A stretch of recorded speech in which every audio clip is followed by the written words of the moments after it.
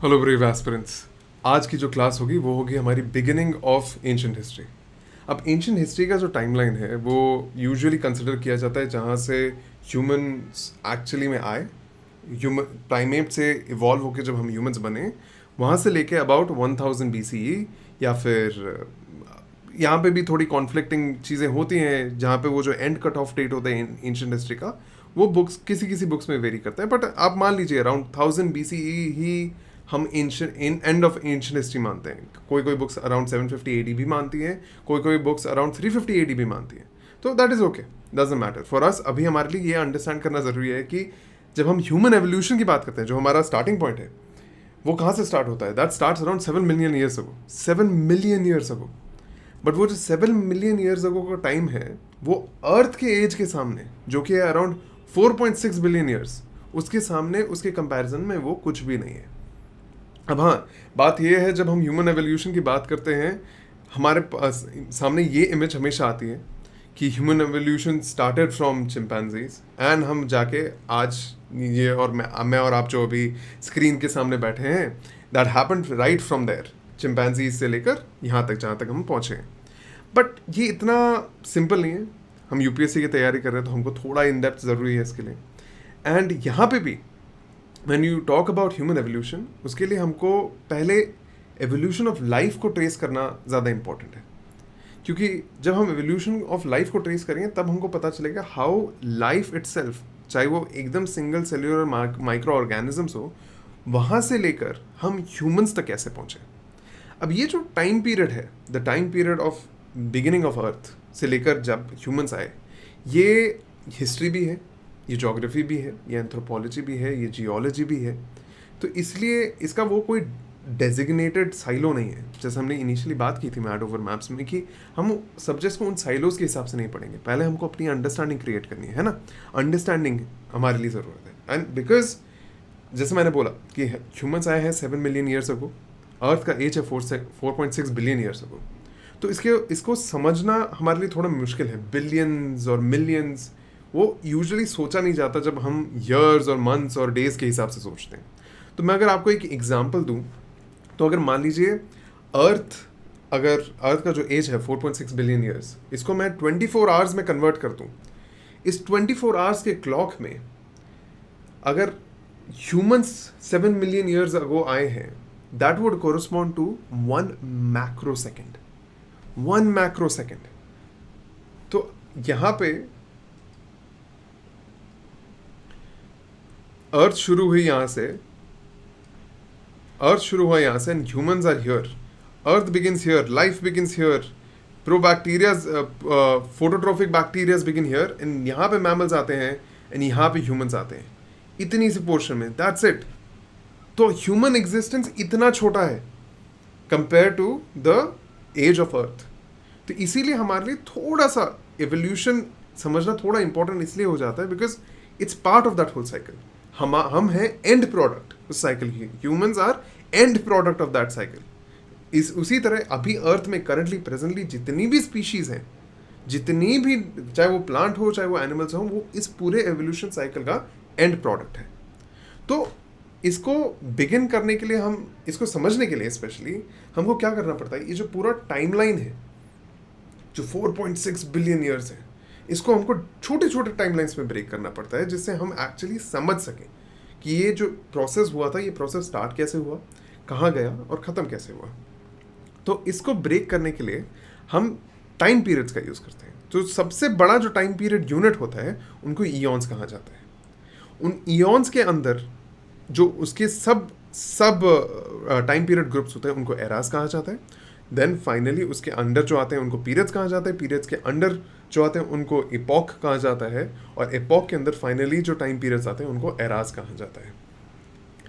तो अब बात करते हैं हमारा बिगिनिंग ऑफ अर्थ। अर्थ की बिगिनिंग होती है 4.5 बिलियन ईयर्स अगो, या फिर 4.6 बिलियन ईयर्स अगो। यूजुअली क्या होता है, the age is around 4.543, give or take some 500,000 years, but आप 4.6 भी लिखोगे तो इट्स द सेम थिंग। तो earth begins at the Hadean age और हेडियन ईयॉन। हेडियन ईयॉन है हमारा 4.5 बिलियन ईयर्स, 4.6 बिलियन ईयर्स से 4 बिलियन ईयर्स तक। अब इस टाइम पे अर्थ में क्या हो रहा था? अर्थ क्या था पहले? It was a small collection of different different छोटे एस्ट्रॉइड्स। ग्रेविटी की वजह से वो एक दूसरे के पास है, धीरे धीरे वो एक दूसरे के पास आते आते दे फॉर्म्ड अ बिगर मास। ठीक है, अब इसी एज के दौरान क्या हो रहा है, अर्थ के ऊपर बहुत सारे डिफरेंट डिफरेंट मीटियोर शावर्स हो रहे हैं। देयर वाज अ टाइम जब एक प्रोटो प्लैनेट अर्थ से आके टकराया था और टकराने की वजह से मून का फॉर्मेशन हुआ था। वो सब कुछ इस हेडिन ईयन के अंदर हो रहा है। अब हेडिन ईयन में एक और चीज़ जो नोटिसेबल है वो ये है कि अर्थ का टेम्परेचर इतना हाई है इस टाइम पे दैट वहाँ पे कोई भी ऑर्गेनिक लाइफ ऑब्वियसली एग्जिस्ट नहीं कर सकता है। यहाँ पे पूरी तरह earth is almost looks like a ball of lava. ठीक है, हर जगह वॉल्केनिक इरप्शंस हो रहे हैं, हर जगह मीटरॉइड इम्पैक्ट्स हो रहे हैं and the temperature is too high for any life to be sustained. अब यहाँ से हम धीरे धीरे चलते हैं towards the next eon which is known as the Archean eon. Archean eon क्या होता है? आर्कियन ईयन के टाइम जब हम धीरे धीरे आर्कियन ईयन की तरफ पहुंच रहे हैं अराउंड 4 बिलियन ईयर्स अगो पे, तब क्या हो रहा है? अब जब इतना सारा वॉल्केनिक इरप्शन हो रहा था, गैसेस एटमॉस्फेयर की तरफ जा रही थी। अब इस टाइम पे एटमॉस्फेयर था नहीं, बट क्या था? अर्थ की ग्रेविटी थी एंड इन गैसेस का अपना एक मास होता है। तो किसी एक पॉइंट ऑफ टाइम पे जब वो वॉल्केनो से इजेक्ट हुए और अर्थ की ग्रेविटी ने उसको खींचा, एक जोन पे वो आके रुक गए एंड उस जोन के सामने वो, उस जोन की वजह से वो एक प्रोटो एटमॉस्फेयर बन गया, जो हमारा एटमॉस्फेयर आज है उसका एंसेस्टर। ठीक है, अब यहाँ पे वॉल्केनिक एक्टिविटीज हो रही थी, डिफरेंट डिफरेंट एस्ट्रॉइड्स आ रहे थे। इन डिफरेंट डिफरेंट एस्ट्रॉइड्स के अंदर भी कुछ उनका अपना एक केमिकल कॉम्पोजिशन था। कहाँ ये भी जाता है, बहुत सारे एस्ट्रॉइड्स के अंदर पानी था, H2O था and different different gases, different different elements के इन रिएक्शंस की वजह से बहुत सारी गैसेस निकल रही थी और वो धीरे धीरे इस एटमॉस्फेयर को फॉर्म कर रही थी। जैसे जैसे ये एटमॉस्फेयर फॉर्म होता गया, इसने क्या किया, सन की जो रेज है, सन की जो हीट है, उसको धीरे धीरे ब्लॉक करना शुरू किया।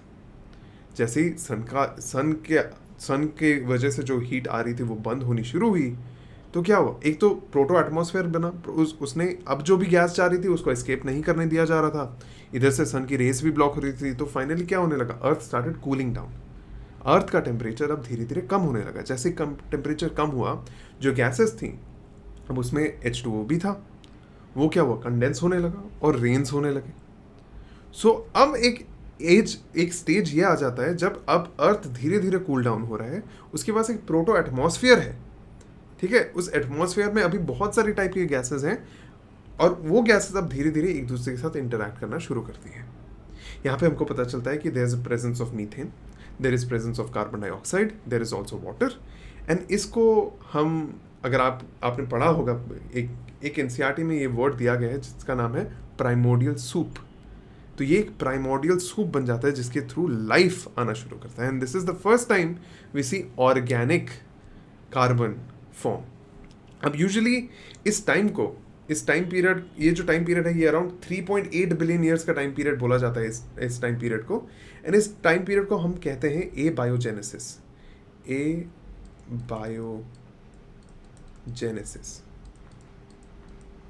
इस टाइम पीरियड में क्या हुआ, ए बायोजेनेसिस के तहत non living things became living things. तो आर्कियन एरा से हम चलते हैं, जहाँ पे आर्कियन ईयन से हम चलते हैं टुवर्ड्स द प्रोटेरोजोइक ईयन। अब प्रोटेरोजोइक ईयन में सारी चीज़ें बहुत जल्दी बढ़ने लगती हैं। अभी तक क्या था, हमारे जो जितने भी गैसेस थे वो एक प्रोटो एटमॉस्फेयर बन चुके थे, वहाँ पे कॉन्सेंट्रेशन ऑफ कार्बन डाइऑक्साइड बढ़ रहा था, मीथेन बढ़ रहा था, वाटर कंडेंस हो रहा था, वाटर अब रेन्स हो रहे थे, धीरे धीरे ओशंस फॉर्म होने लग गए एंड इनकी वजह से क्या हुआ, एक केमिकल रिएक्शन से दूसरा केमिकल रिएक्शन होते होते होते होते होते we started getting single cellular microbes and that single cellular microbe by the time we are reaching the Proterozoic era, वो धीरे धीरे ट्रांसफॉर्म होने लगे थोड़े बहुत मल्टी सेल्यूलर माइक्रोब्स में। उनमें से किसी ने किसी एवोल्यूशन के चलते फोटोसिंथेसिस को अनलॉक कर लिया। इन बैक्टीरियाज को यूजुअली कहा जाता है cyanobacterias because they were capable of doing photosynthesis. And जैसे ही फोटोसिंथेसिस शुरू होता है तो आपको पता है क्या हो रहा है, अब कार्बन डाइऑक्साइड था, अब वो ऑक्सीजन में तब्दील हो रहा है। तो अब इस पोजीशन पे हमारे जो ऑक्सीजन साइकिल्स हैं, कार्बन डाइऑक्साइड साइकिल्स हैं, वाटर साइकिल्स हैं, अब ये धीरे धीरे बनने लगते हैं। ठीक है, एंड नाउ जो प्रोटेरोजोइक एरा है जो स्टार्ट होता है 2.5 बिलियन ईयर्स अगो से, 541 मिलियन ईयर्स अगो तक। उसके बीच में अब फोटोसिंथेसिस होने लगता है, single cellular multi cellular organisms आने लगते हैं, पानी के अंदर ये लाइफ फ्लरिश होने लगती है, and then we finally go towards the last eon, जिसके अंदर हम हैं अभी, जिसको कहा जाता है फेनेरोजोइक ईयन। अब Phanerozoic eon starts with 541 million years ago, 541 million years से अभी तक प्रेजेंट। तो अब हमको पता चल गया उन ईयन्स में क्या हुआ था। अब इस ईयन में हम और थोड़ा अंदर तक देखेंगे, बिकॉज यहाँ पे डेवलपमेंट और ज़्यादा शुरू हो जाती है। तो हम क्या करते हैं, इस ईयन को हम इसको ब्रेक डाउन कर देते हैं एराज के अंदर। सो सबसे पहला जो एरा हम देखते हैं वो है Palaeozoic era. Palaeozoic era is also the time जिसमें आपने कैम्ब्रियन लाइफ एक्सप्लोजन का नाम सुना होगा। कैम्ब्रियन लाइफ एक्सप्लोजन क्या हुआ था, इस टाइम पे अर्थ के कंडीशंस इतने अच्छे थे कि वो जो सिंगल सेल्यूलर और मल्टी सेल्यूलर ऑर्गेनिज्म थे वो अचानक से डिफरेंट ऑर्गेनिज्म्स को बर्थ देने लगे। इन द सेंस एवोल्यूशन इस तरह आया कि डिफरेंट मल्टी सेल्यूलर ऑर्गेनिजम्स बनने लगे। एंड अब पानी के अंदर हमको डिफरेंट छोटे छोटे इंसेक्टॉइड्स, एरेक्नॉइड्स, क्रस्टेशियंस, ये मॉलस्क्स, ये सारी चीज़ें हमको मिलने लगी। बट ये हमको पता कैसे चल रहा है, how are we getting to know कि कब टाइम पीरियड में क्या हो रहा था, ये लोग कहाँ मिल रहे थे, इसका कॉरस्पॉन्डेंस क्या है। अब ये जो टाइम पीरियड हम डिसाइड करते हैं, इसको डिसाइड करने के दो एविडेंस हैं, जो दो सबसे बड़े एविडेंस हैं जो जियोलॉजिस्ट ने निकाले थे। वो ये है कि पहली बात, जैसे आपने देखा होगा when you cut a tree, या फिर आपने पढ़ा भी होगा बायोलॉजी में कि जब आप ट्री को कट करते हैं, ट्री के अंदर रिंग्स होते हैं जिसके थ्रू आपको एज पता चलता है एक ट्री का।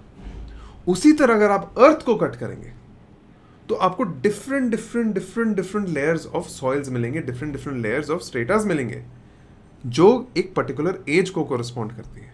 अब इस स्ट्रेटा में हमको दूसरी चीज मिलती है। पहला तो स्ट्रैटिफिकेशन हो गया, दूसरी चीज हो गई फॉसिल्स।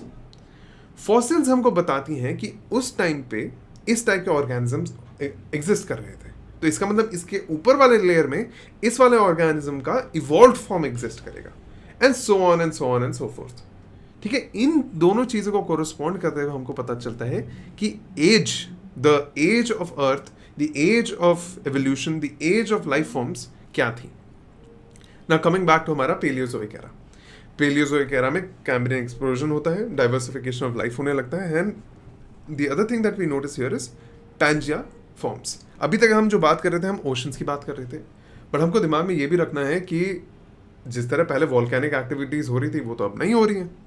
अब मैक्सिमम जगह the temperature has come down, तो जो कॉन्टिनेंट्स हैं, जो द लैंड मास है, अब वो हैबिटेबल बन चुका है। ठीक है, तो पहले हमको पता है कि सबसे पहले there was this big land mass known as Pangaea. अब वो पैंजिया का फॉर्मेशन होता है अराउंड 299 मिलियन ईयर्स अगो। अब वहां से चलते हैं हम अगले एरा की तरफ, जिसका नाम है मीजोजोइक एरा। अब Mesozoic era exist between 252 to 66 million years ago. अब यहाँ पे एक और चीज़ है जो यूजुअली हम ज्योग्राफी में टैकल करते हैं, जो होती हैं एक्सटेंशन लेवल इवेंट्स, कि जैसे ही लाइफ बढ़ रही थी आगे, उस तरह कुछ ऐसी इवेंट्स भी होती हैं जिसकी वजह से 70-80% of life that was existing there, उस टाइम पे जो 70-80% ऑफ लाइफ फॉर्म्स थी उनका एक्सटिंक्शन हो जाता है और दोबारा से वो साइकिल शुरू होता है। इन एक्सटिंक्शन लेवल इवेंट्स को हम जब ज्योग्राफी में पढ़ेंगे, जियोलॉजी के बारे में, तब इसको हम और डिटेल में पढ़ेंगे। इस पूरी चीज़ को कहा जाता है जियोलॉजिकल टाइम स्केल। और जियोलॉजिकल टाइम स्केल जो है वो जिस तरह अभी हम एरा पढ़ रहे हैं, हम एरा इसलिए पढ़ रहे हैं जैसे हमको एग्जैक्टली पता चले कि ह्यूमंस किधर आए थे, बट एरा के अंदर भी जैसे हमने देखा पीरियड्स हैं, एपॉक्स हैं, एजेस हैं, इनका जो क्लासिफिकेशन है, पूरे जियोलॉजिकल टाइम स्केल का क्लासिफिकेशन, वो हम जब ज्योग्राफी करेंगे तब करेंगे। अभी के लिए हिस्ट्री के लिए दिस इज इनफ। ठीक है, तो मीजोजोइक एरा आते हैं। अब मीजोजोइक एरा जैसे ही हम आते हैं, हमको पता चलता है कि जो लैंड और वाटर का बैरियर था वो कुछ स्पीशीज क्रॉस कर रही हैं। पहले वो एम्फीबियन स्पीशीज थी जो बोथ लैंड एंड वाटर में रहती थी, फिर वो अब धीरे धीरे मोर लैंड डिपेंडेंट हो रही है एंड लेस वाटर डिपेंडेंट हो रही है। एंड बिकॉज वो मोर लैंड डिपेंडेंट हो रही है, we start getting the age of reptiles. Reptiles have come out of, the fish has come out of the water and now has evolved into a reptile. अब यहाँ से हमारा start हो जाता है evolution of complex life form. जहाँ पे mammals, vascular plants, ये सारी चीज़ें देखने को मिल जाती हैं हमें। एंड उसके बाद we reach something known as the KPG, which is a Cretaceous extinction level event, जिसके बारे में जैसे मैंने आपको बताया कि हम ज्योग्राफी में पढ़ेंगे थोड़ा और डिटेल में।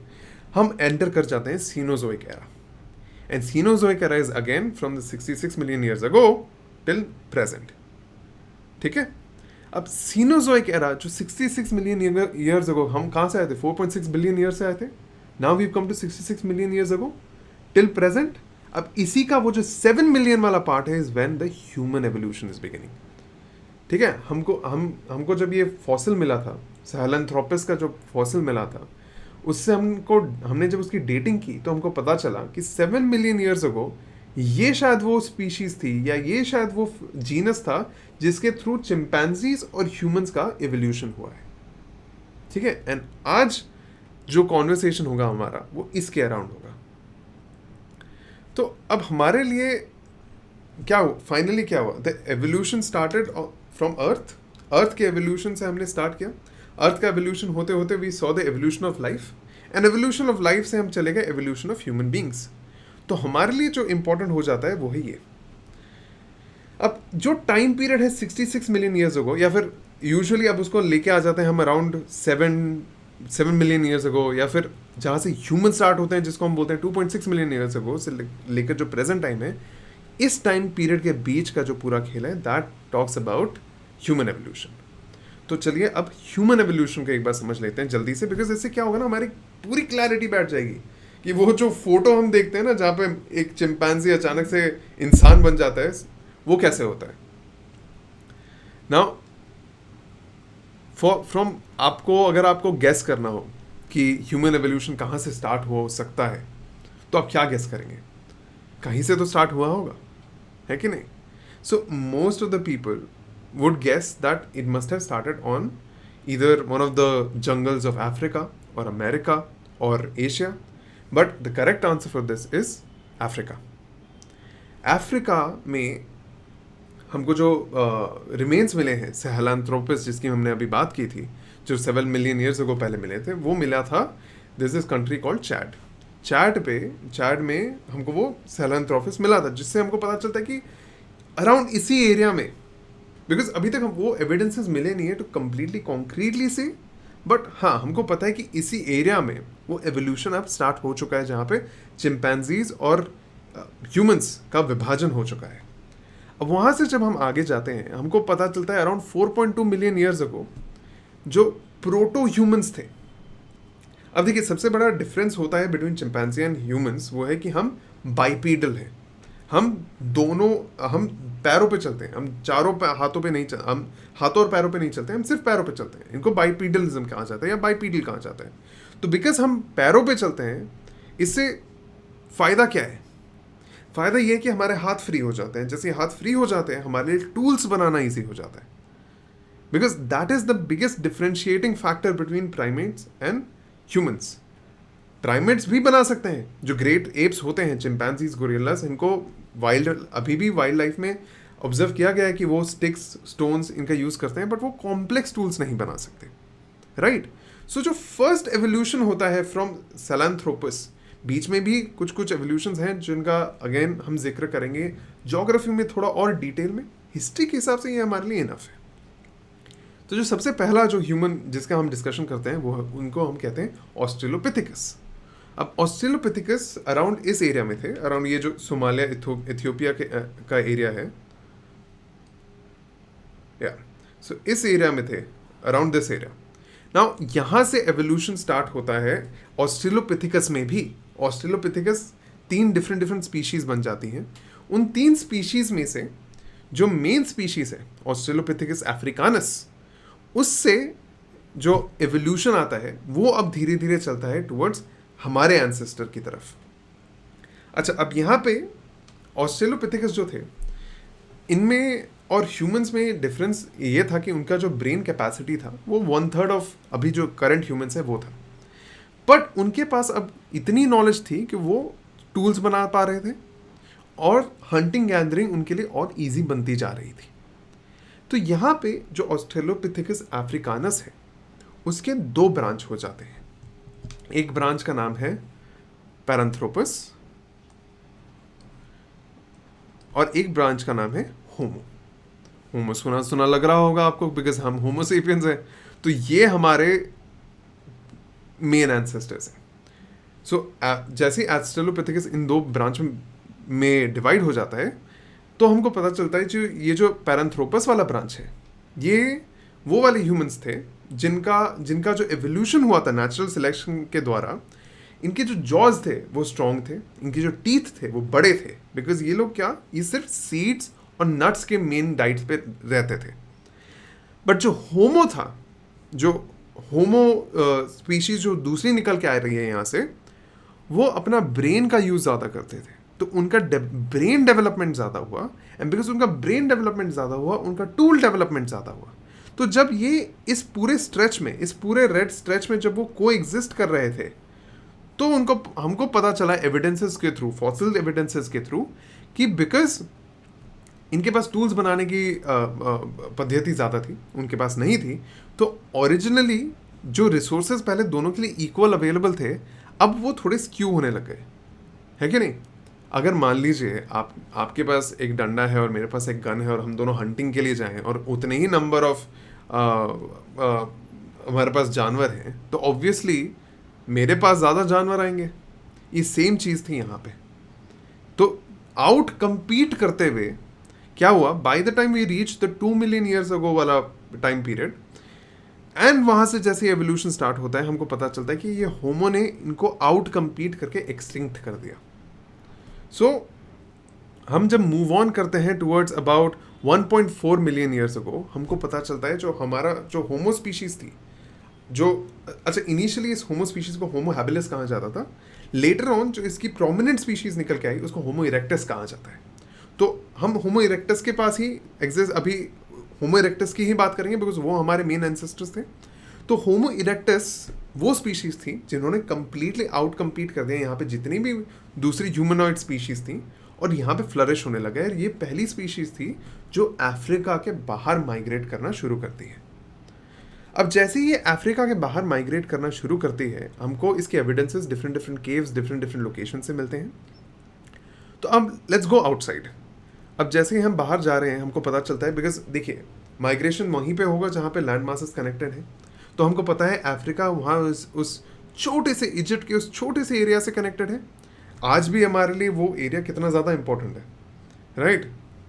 वहाँ पे एक कनाल है, आपको पता होगा, वहाँ पे जब एक शिप फंसी थी आज से 2 साल पहले, उसकी वजह से पूरा ट्रेड बंद हो गया था। तो हमको पता है वो जो चोक पॉइंट है वो कितना इंपॉर्टेंट है हमारे लिए। तो now coming back to 1 million year ago, यहाँ पे होमो इरेक्टस धीरे धीरे माइग्रेट करना शुरू करते हैं, एंड थ्रू टाइम वो माइग्रेट करते करते सिनाई पेनिनसुला होते होते इंडिया होते होते चले जाते हैं यहाँ पे जावा पे। अब धीरे धीरे जब ये माइग्रेशन स्टार्ट होता है, हमको पता चलता है कि जो माइग्रेशन है वो सिर्फ अब इधर सीमित नहीं है। अब माइग्रेशन धीरे धीरे यूरोप की तरफ भी जा रहा है, माइग्रेशन धीरे धीरे ईस्ट एशिया की तरफ भी जा रहा है, और माइग्रेशन धीरे धीरे नॉर्दर्न अफ्रीका की भी तरफ जा रहा है।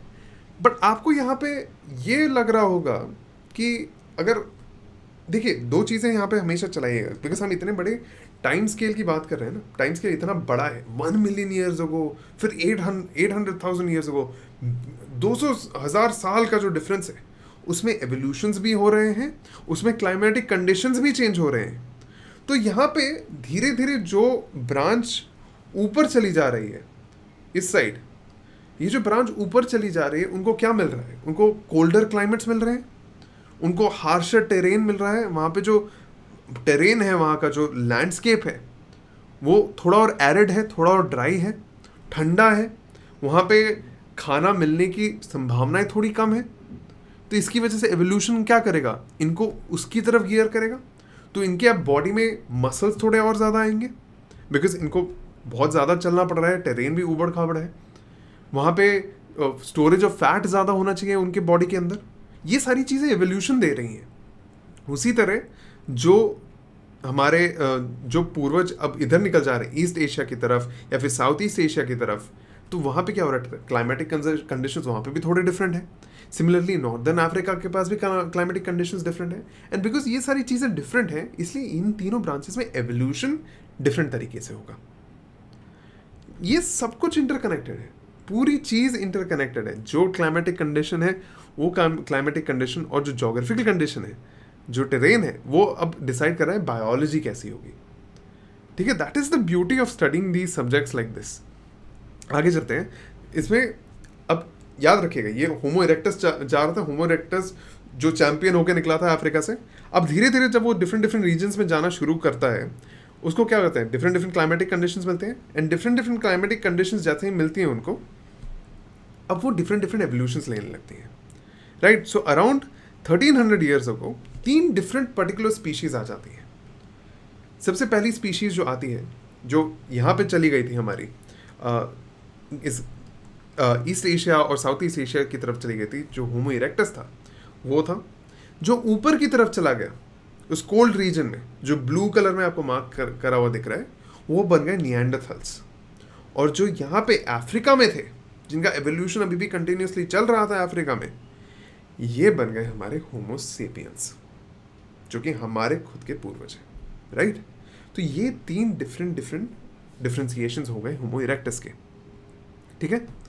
अब जैसे ही ये हुआ, अब यहाँ पे हमको पता चलता है कि आज अगर हम देखें तो सिर्फ ह्यूमंस की एक स्पीशीज एग्जिस्ट करती है, वो है होमो सेपियंस। वो होमो सेपियंस स्टार्ट हुआ यहाँ से। तो कुछ तो ऐसा हुआ होगा जिसकी वजह से बाकी जो स्पीशीज हैं वो एक्सटिंक्ट हो गई, राइट। तो उसको अब आगे देखते हैं। नाउ अराउंड 100,000 ईयर्स अगो क्या होता है, होमो सेपियंस जो है वो धीरे धीरे अफ्रीका से बाहर निकलने लगते हैं। एंड यहाँ पे आपको कुछ जंक्शंस दिख रहे होंगे। जैसे एक जंक्शन ये है जहाँ पे होमो सेपियंस और निएंडरथल्स मिल रहे हैं, एक जंक्शन यहाँ है जहाँ निएंडरथल्स और होमो इरेक्टस मिल रहे हैं। तो यहाँ पे कहीं ना कहीं थोड़ी बहुत इंटरब्रीडिंग भी हुई होगी, यहाँ पे थोड़ी बहुत कोई इंटर इन्फ्लुएंसेस भी हुए होंगे, तो उसके तहत कुछ अलग अलग एवोल्यूशंस भी हुए होंगे। तो अब हम देखते हैं जूम आउट करके पूरे वर्ल्ड के मैप को, ठीक है। तो अबाउट 60,000 ईयर्स अगो क्या हो रहा था, होमो सेपियंस धीरे धीरे एशिया की तरफ बढ़ने लगे। जो हमने पहले देखा, जो वो सिर्फ यहाँ तक सीमित थे, अब वो यहाँ बढ़ के यहाँ तक आ गए। एंड जैसे वो यहाँ तक बढ़ के आने लगे, वो निएंडरथल्स के कंप्लीट कंपटीशन में आने लगे। बट यहाँ पे एक बहुत ही दिलचस्प चीज़ होती है। अराउंड 30,000 ईयर्स अगो क्या होता है, आपको दिख रहा होगा, ये पूरा अब रेड हो चुका है, ये पूरा एरिया अब रेड हो चुका है, जो पहले ब्लू था। तो इसका मतलब यहाँ पे एक टाइम पीरियड था जहाँ पे निएंडरथल्स और होमो सेपियंस से कोएग्जिस्ट तो किया होगा, बट उसके बाद किसी कारण से निएंडरथल्स कंप्लीटली एक्सटिंक्ट हो जाते हैं। तो इसका क्या रीज़न हो सकता है? एक तो रीज़न ये हो सकता है, मान लीजिए कि बिकॉज होमो सेपियंस थोड़े एडवांस टूल्स यूज़ करते थे, उनका ब्रेन कैपेसिटी थोड़ा ज़्यादा था, तो जस्ट बिकॉज उनके टूल्स थोड़े अच्छे थे, तो अगर दोनों के बीच में भिड़ंत होती है, दोनों के बीच में वॉर होता है, तो ऑब्वियसली होमो सेपियंस जीत जाएंगे। दूसरा पॉसिबिलिटी ये भी है कि कभी फाइट करने की ज़रूरत ही नहीं हुई, बिकॉज इनके टूल्स अच्छे थे।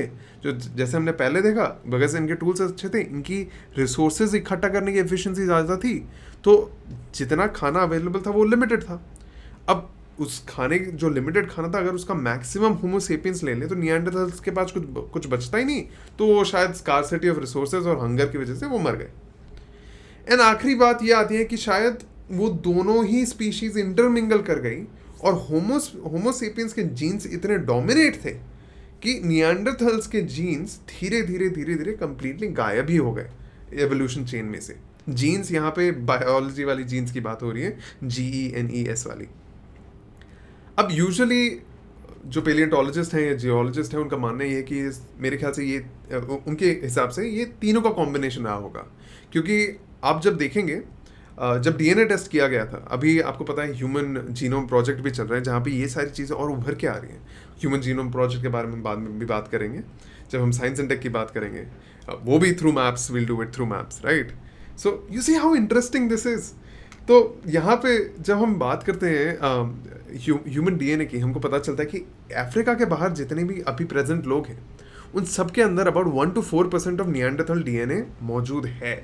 तो इसका मतलब कहीं ना कहीं किसी न किसी टाइम और फेज में इंटरब्रीडिंग तो हुई है, ठीक है।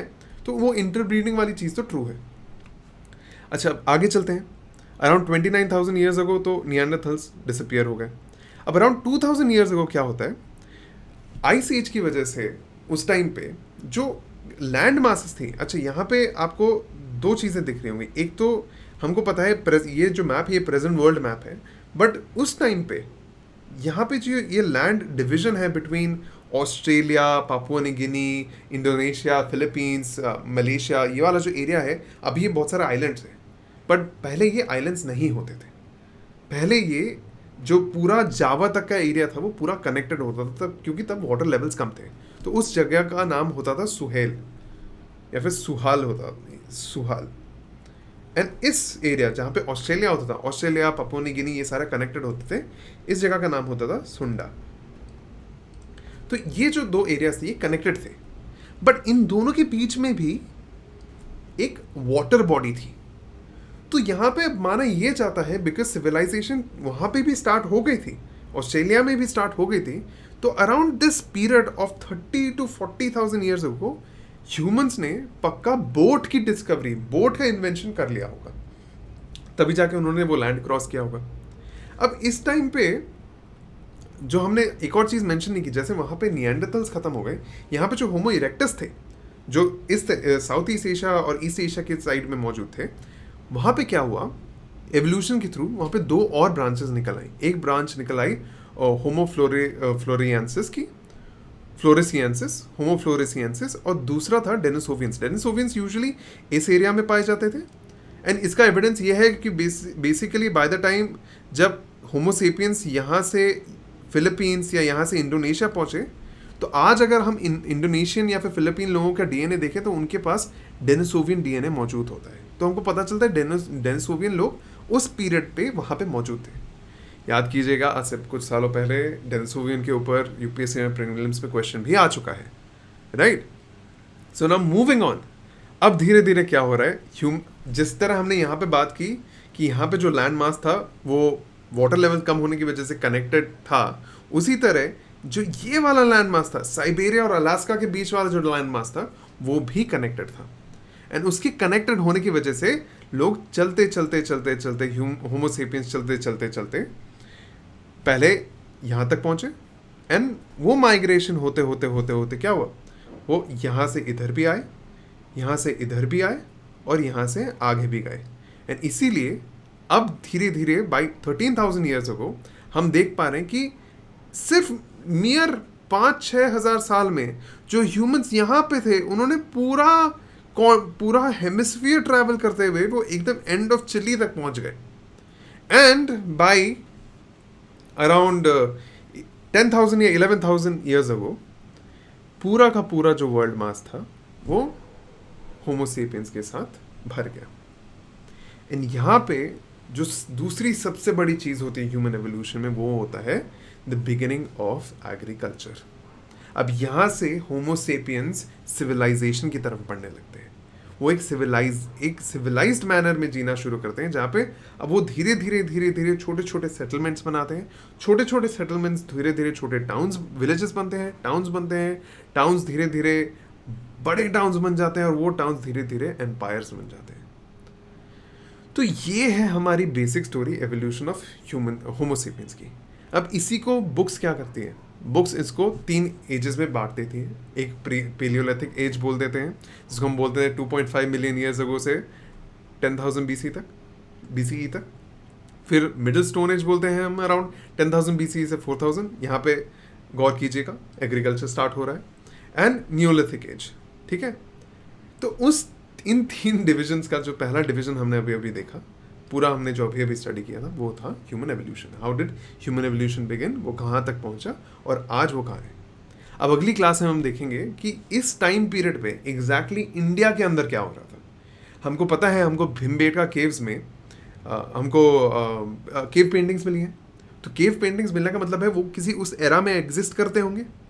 अच्छा, केव पेंटिंग्स मिलने का मतलब ये भी है कि लोगों के पास एक पॉइंट ऑफ टाइम पे ऐसा समय आया होगा जहाँ पे उनको 24 घंटे हंटिंग गैदरिंग करने की ज़रूरत नहीं पड़ी होगी, और कि कुछ ना कुछ लोगों के पास ऐसा लेजर टाइम होगा जहाँ पे उन्होंने एक्चुअली में हंटिंग, वो एक्चुअली में केव पेंटिंग्स के बारे में सोचा। बिकॉज आप वहाँ पे भी देखोगे कि कुछ केव पेंटिंग्स में म्यूज़िक, डांस, रिचुअल्स के बारे में भी पेंटिंग्स बनाई गई हैं। इसका मतलब एक टाइम पीरियड ऐसा आया जहाँ पे लोग बहुत ज़्यादा सोशल हो गए, वो एक दूसरे के ऊपर डिपेंड करना उन्होंने शुरू कर दिया।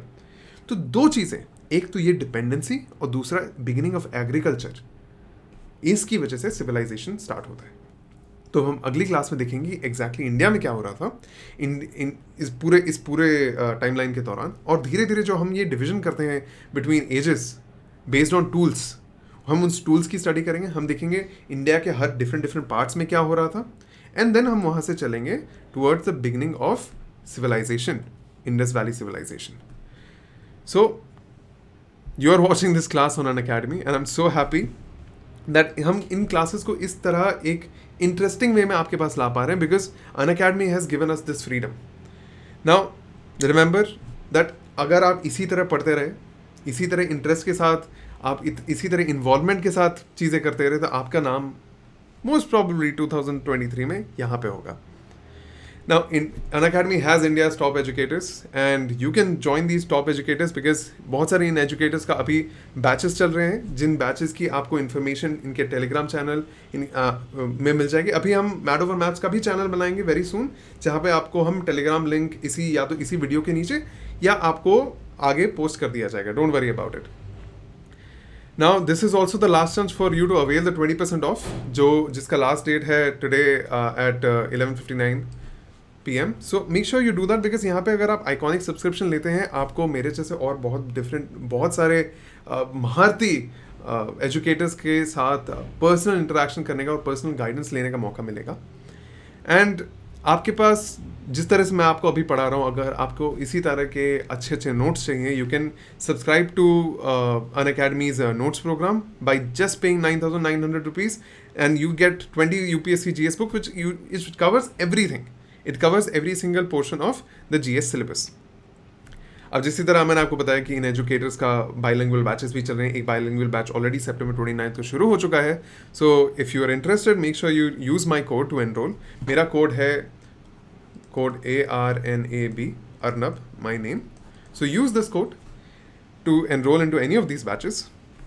एंड अगर अनअकैडमी अंडरस्टैंड स्टूडेंट्स, बहुत स्टूडेंट्स के फाइनेंशियल कंडीशंस इतने स्ट्रॉन्ग नहीं होते हैं, and for that they have bought out zero EMI plan, जिसमें आप लोन के हिसाब से ज़ीरो EMI पे आप अनअकैडमी की सब्सक्रिप्शंस ले सकते हैं। Unacademy has also started mains test series, जहाँ पे आपकी फुल मेंस प्रिपरेशन करवाई जाएगी थ्रू कॉम्प्रीहेंसिव टेस्ट सीरीज, जो कि एजुकेटर्स द्वारा चेक किए जाएंगे, एजुकेटर्स द्वारा आपके पास लाए जाएंगे। अगेन इसको आप एनरोल कर सकते हैं using my code. And finally Unacademy has also bought you and a full array of optional subjects, जिसमें you should look into these optional subjects, especially these optional subjects. You have anthropology, public administration, geography and mathematics. Now हमने इससे पहले भी आप इस platform से इतने सालों से जुड़े हुए हैं, तो आपको पता है कि Unacademy keeps bringing on combat, जिसके थ्रू आपको बहुत सारी स्कॉलरशिप्स मिलती हैं। तो इस टाइम पे स्पेशली बिकॉज 2 अक्टूबर था, तो आपको एक हिस्ट्री स्पेशल GS कॉम्बैट चलाया जा रहा है। So make sure you participate, use my code Arnab,